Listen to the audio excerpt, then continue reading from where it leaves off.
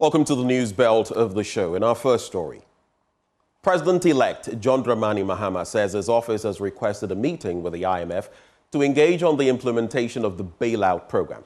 Now, Ghana secured an IMF extended credit facility worth $3 billion in 2023 after the Akufo-Addo administration opened formal negotiations with the IMF 3 years ago. In an interview with the VOA, Mr. Mahama assured that his government would not cancel the IMF program signed by his predecessor. The economy is going to be the number one focus because it affects everything else.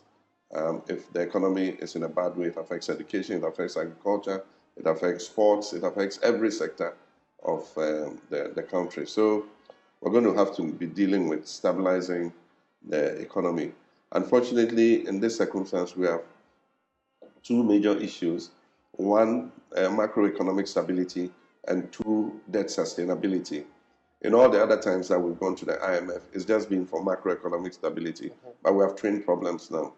And so we're going to continue the IMF program. We already have requested some discussion with the IMF because we're not part of the negotiation of this program. And so we need to look at how we can all be on the same wavelength in terms of implementing the program. We're not going to jettison the program. I want to make that clear. We're not jettisoning the program. But within the program, I'm sure that there can be some leverage for tweaking it. And so if we're able to reach that agreement, then we'll continue the program till it ends. What it means is that the budgets must align with the IMF program. So there's not much leverage in there for making the kind of radical reforms that you might immediately need to make. But we would accept the reforms that are being made under the IMF and deepen them when we have our own program after the current extended credit facility runs out. He also reiterated his commitment to maintaining the free senior high school policy. Free SHS has come to stay, and it is not going anywhere. Nobody is going to scrap free SHS. What was said was political talk, and it was just political gimmickry. Free SHS is not going anywhere. We're going to maintain the policy. What we're going to do is to get dedicated funding for it so that it is better resourced than it is currently. There's a lot of waste in the system. We're going to help to make it more efficient so that the teachers, the parents, and the students get the best out of the free SHS. We're going to look at the basic school level too. Because we have focused on free SHS, we are abandoning the basic level. And so the basic level is becoming a major problem. 1.3 million pupils at the basic level do not have furniture. They don't have tables and chairs to sit on. They lie on their stomachs in the classroom or sit on cement blocks. And that's because all our focus has been on the secondary school level. So we're going to hold a national education forum, and that forum is going to bring all the stakeholders together. And we're going to take a look at the whole education value chain. And we're going to come, and by consensus, all of us, it's non-partisan, everybody of every walk of life who has a stake in education is going to be at that conference. And we're going to take important decisions on how to reform our education so that the children get better quality. And so that's what we're going to look at. But the thing about me coming and scrapping free SHS was just political gimmickry by the MPP. Free SHS has come to stay. We're going to make it better. We're going to improve the quality of the food for the children. Well, President-elect John Mahama has also indicated he will halt mining in forest reserves, promising to work with the appropriate agencies to implement the law dealing with the menace. When this government came, they passed an LI which allowed entry into forest reserves to mine. And since the last 8 years, 37 forest reserves have been, there have been incursions into 37 forest reserves. Some have been almost completely destroyed. And so the first thing is to stop mining in forest reserves. And so we're going to work with the Minerals Commission and the Environmental Protection Agency to see how we implement the law so that it stops this poisoning of our water bodies. Now, a leading member of the National Democratic Congress's legal team says the party cannot take the overwhelming endorsement at the polls for granted. Victor Adaudu, who monitored the just-ended elections in the Oti region for the party, says Ghanaians will not forgive them if they become arrogant and disrespectful. There's more in this report. Victor Kwajuga Adaudu, a member of the NDC legal team who monitored the elections for the party in the Oti region, is sending a word of caution to his party and those who may form the leadership of the new but comeback NDC government not to take the nationwide massive endorsement for granted. According to him, the party must inspire hope and assurance in the interim. We have a large and a very huge task ahead of us to do, because we cannot, and I say we cannot fail the people of Ghana. They have some trust, some hope in us, and if they see any resemblance of impunity, arrogance that has been exhibited, that we saw with power, I think that they will never forgive us. So it's a lesson we need to learn from this election. He sends a strong signal that anyone whose hands are soiled with state money or property to brace up for accountability. The people know that the economy is in shambles. They know we cannot take a year or a two to repair it, but what they want to see is that there is some hope, there is assurance, and people can make ends meet. That's all that I think the people are looking for now. And we need to build on the economy. But the thing is that what I can say is that if your hands are not tainted, never be afraid. Nothing will happen to you. However, if your hands are tainted, we will come. We will pursue you. We will come after you. That one, it is the money for the state. So if your hands are not tainted, go and sleep. You are free. But if your hands are tainted, we will not forgive you. The incumbent MP, re-elected Engineer Yao Gomado, says expectations must be measured while the party works to restore lost hope. It is all not over. We have a lot to do. This country, I see it as a country that was going astray. And this victory for both parliamentary and the presidential, I want to tell Ghanaians that we should be prepared, because we have now seen the second birth of Ghana, or the second independence of Ghana. We have a lot to go. The expectations should be slow, not to be rapid as everybody wants. We are not going to perform magic, but we'll do everything possible to bring out whatever we could as people hope and believe that Ghana should be sent back to the hands of NDC. Peter Sanu for Joy News. Now, for the first time in 24 years, the Esikado-Ketan constituency in the Western region has witnessed a shift. Power has changed hands from the New Patriotic Party to the National Democratic Congress. Now, many residents say they voted for the NDC because the MPP failed to develop the area. Joy News has been engaging the Member of Parliament-elect for Esikado-Ketan, Dr. Grace Ayensu Dankwa. We're very excited. We're very happy to have won the seat. It's been a hard-fought battle, and we are glad that ultimately NDC has won this constituency, both for presidential and for parliamentary. So we are very proud of the effort we put in, and we've been congratulating ourselves. However, I think that the people voted for us because they know that given the mandate, we'll get the job done. So right now, what is left is how we help the people and how we deliver for the people the things we had already promised. The people of Esikado-Ketan have overwhelmingly voted for the NDC party. What message do you think that they were sending through their votes? I think the message they are sending is that they are tired of politics as usual. They are tired of the old. They are tired of being neglected. So they voted for us to come and make the change that they need. One of the changes is for infrastructure development. The second one is really for human development. So the youth especially are expecting us to give them jobs, to give them the training they need, to give them the jobs, and those who have finished the training, to give them the equipment they need to continue or to have their own businesses. And the women in the constituency are also expecting us to help them with microloans so that they can be successful in their businesses.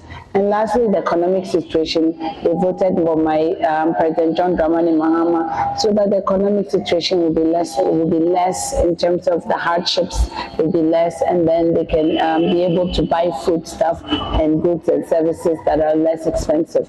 So I think for the presidential, the mandate is the economic situation, and for the parliamentary, it's for jobs and development. And we are assuring them that we will bring that necessary development and the necessary jobs for the youth. For years, the communities of Pelikope, Dosiakope, and Wudokokbo, all in the Volta region, have shared the same burden: no access to safe drinking water. With the nearest sources often miles away, residents have suffered sometimes from waterborne diseases. But hope has finally flowed into these villages, thanks to the Rotary Club of Accra West and Turlock. My colleague Michael Ashali has the rest of the story. 2022 Ghana Demographic and Health Survey reveals a stark reality. Nearly 1 in 5 Ghanaians lacked sufficient access to drinking water in the month before the survey. For 11% of the population, unsafe sources like surface water remain their only option, while 10% endure grueling journeys for over 30 minutes just to fetch water. In Pelikope, Volta region, residents walk for hours, not for clean water, but for any water at all. Moses Akpovi, a resident of the Pelikope community for over 30 years, recounts how search for water often takes them miles away, sometimes spanning 3 neighboring communities. So our elders, they can see that how we are suffering from the water. We dig a well here about 27 years ago now. So we are fetching the water and the well knocked down. The local assemblyman, Sachi Neiram, overwhelmed and running out of options, struggled to gain a response from government officials despite his relentless appeals. I give it to MP, but nothing has shown. I give it to government institution, but still, I give it to MPs, whether MC to the same thing. About 20 kilometers away, Dosiakope mirrors the struggles of Pelikope, a community burdened by the same unrelenting water crisis. Biedo Kennedy is the assemblyman for the area. You know, the women suffered a lot, especially the pregnant women. The former source of water that we normally use, we get a lot of diseases from it. These wells are a common thing in many of the homes, but even this is empty as at now. Farther north, the small farming community of Fudokpo struggles as well. Millicent's children sometimes miss school because of the long trek to the nearest stream, a situation she fears could permanently derail their education. By the time they return from the stream, it's already time for break.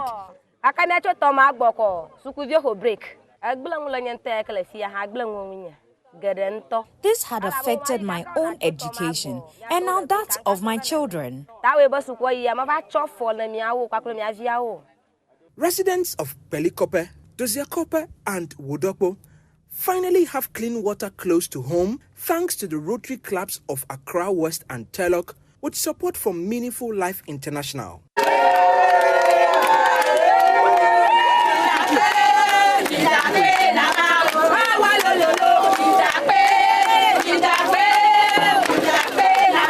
Professor Kwame Akwa is the director of projects. This project is in line with Rotary's WASH project, which is water, sanitation and hygiene, to go to villages where they have no water, to provide them with portable drinking water. Each borehole, valued at $9,500, comes with a simple ask: an oath to maintain them. So help me God. Amen. They are calling on government to, as a matter of urgency, come and do some more development in the area. For Joy News, Michael Ashale.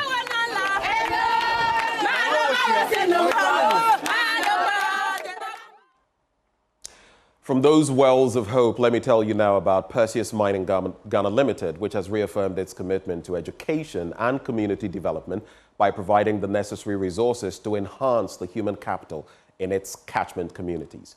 Now, speaking at the PMGL Scholarship Day, the managing director of the company, Daniel Ejamensa, emphasized the importance of investing in education as a cornerstone of progress and a responsibility to nurture the dreams of young, ambitious minds. There's more in this report. The managing director of the Perseus Mining Company, Daniel Ejamensa, praised the resilience and determination of the beneficiaries, urging them to use their education to uplift their communities and inspire future generations to pursue knowledge and embrace growth. He says for 2024, 276,658 Ghana cedis was allocated to benefit 176 students, underscoring the company's dedication to fostering educational opportunities. As you move forward, may you carry with you the values of perseverance, integrity, and service. Use the opportunities afforded to you not only to transform your own lives, but also to positively impact those around you. Let me reiterate our long-standing commitment to the vision of the Edikan Trust Fund Scholarship Program. Together, we will continue to light the path of success, one scholar at a time. Board chairman of the Edikan Trustee Limited, Akwesi Jemfia Bofa, explained why the company has made it a duty to support young minds in their catchment areas. To our scholars, I want to remind you that scholarship is more than just financial assistance. It is a note of confidence in your abilities and potential. Use this opportunity not only to excel academically, but also to explore your passions, embrace challenges, and contribute meaningfully to the world around you. Some of the students spoke to Joy News. So I want to encourage the students out there that they shouldn't fear, they should persevere and come out, because there is a scholarship that will push them to a greater height, which will help them to achieve whatever they want to achieve at the end of their life. I pray and hope that they will continue doing this so that they will help our younger sisters. Through the Edikan Scholarship Fund, PMGL has invested over 1.36 million Ghana cedis in supporting 694 students from its catchment communities since the program's inception. Abdullah Osman's report read to you. It's time now for our business updates, and the Ghana Hotels Association says it will push the current government to consolidate all taxes imposed on them. President of the association, Dr. Edward Aka Nyameke Jr., entreated the new government to address the needs of hoteliers to make it easier for the country to achieve its 1.2 million tourists target. He spoke to Joy Business at the opening of the Manor Heights Hotel in the Central Region. Well, the good thing is that as an association, which is the Ghana Hotels Association, we had an input in the MPP's manifesto and an input in the NDC's manifesto, because we saw them as the two leading parties. One of them has been elected, so it means that it's been a win-win game for us. So we are going to hold NDC to their manifesto because they met us, we made an input, and fortunately they included it in the manifesto. So we are going to look forward to the implementation of every item in the manifesto. And if they do, we believe that it will take the tourism and hospitality industry to the next level. Well, I think that is very well known. We've been talking about coming out to consolidate all the several taxes that we pay into one simple tax and at a level that is affordable to the industry players. So when you talk about VAT, NHIL, the GET fund, especially the 1% COVID levy. We want all of these to be consolidated into one tax. Ghana, it's a wrap for business. It's a wrap for the AM News. But stay with us. Joining us for the news review, we have Dr. Paul Grave-Boachidankwa, we have Nanaya Achipim Jantua, we have lawyer Amanda Clinton. All of them join us for a conversation this morning. We'll be right back.